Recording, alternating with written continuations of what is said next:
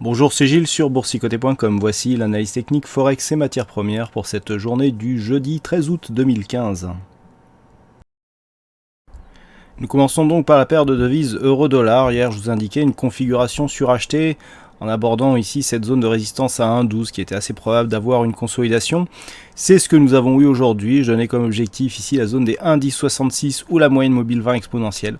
On s'en est approché, mais on ne l'a pas fait puisque les cours, après avoir marqué ici un plus bas sur cette zone des 1,1080, commencent à remonter au-delà des 1,11. Donc on est ici, on a bien eu certes ici la phase de consolidation, on a bien timé ça du point de vue des indicateurs. Le RSI est ressorti donc de sa zone de surachat. Le timing du MACD nous donnait un bon point d'entrée.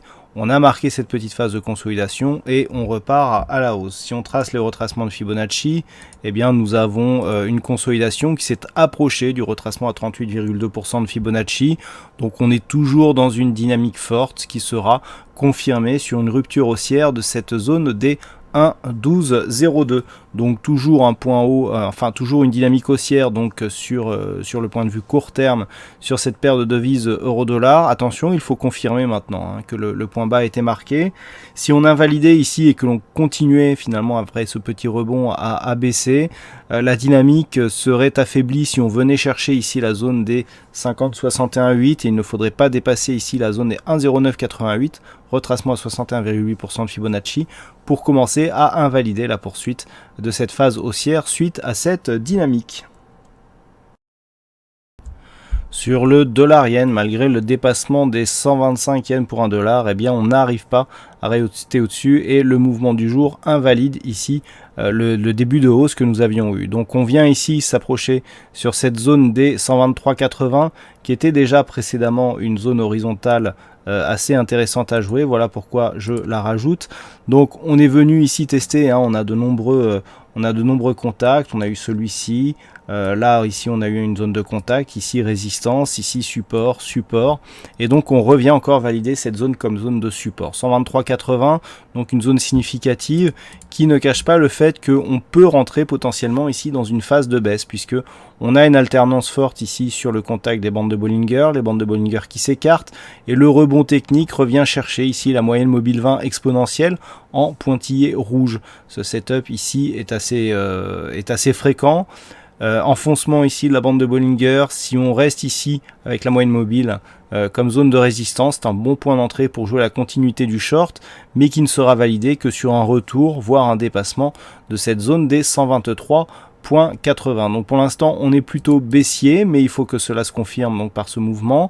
Si les cours confirment cette zone de 123,80 comme zone de point bas et reviennent ici vers la zone des 125, on invalidera, ne serait-ce que par le fait de la rupture haussière de cette moyenne mobile 20 exponentielle, donc on invalidera ce début de mouvement baissier et on s'inscrira dans une continuité neutre, donc dans une formation en range.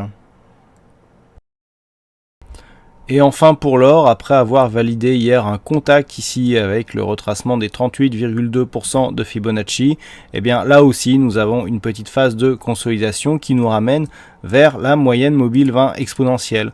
Donc cette phase est tout à fait logique, on avait mis en évidence hier la configuration surachetée de l'or. Je vous disais que l'or pouvait continuer mais que sur une zone comme ça il était tout à fait possible en surveillant les indicateurs d'anticiper une phase de retournement. Donc c'est ce que nous avons eu. Bon, petite phase de consolidation ici, relativement faible. Si on trace les retracements de Fibonacci donc sur cette dynamique, eh bien on a là aussi une petite cassure des 23,6 avec un objectif à 1110 comme retracement de Fibonacci à 38,2%. Donc pour l'instant on est vraiment sur une petite phase de consolidation. Il faudrait au moins venir marquer un contact ici sur la moyenne mobile 20 exponentielle, voire les 1110 $ l'once pour valider cette consolidation. Tant que l'on reste au-dessus de ces zones, la tendance reste bien entendu orientée à la hausse avec en confirmation la cassure de cette zone des 1126,2 qui nous donnerait un objectif à 1138,8 $ l'once. Voilà donc ce que nous pouvons dire sur cette analyse technique Forex et matières premières. Je vous souhaite à toutes et à tous une bonne soirée, bonne chance au prochain trade. On se retrouve donc dès demain pour d'autres analyses techniques sur le site boursicoté.com.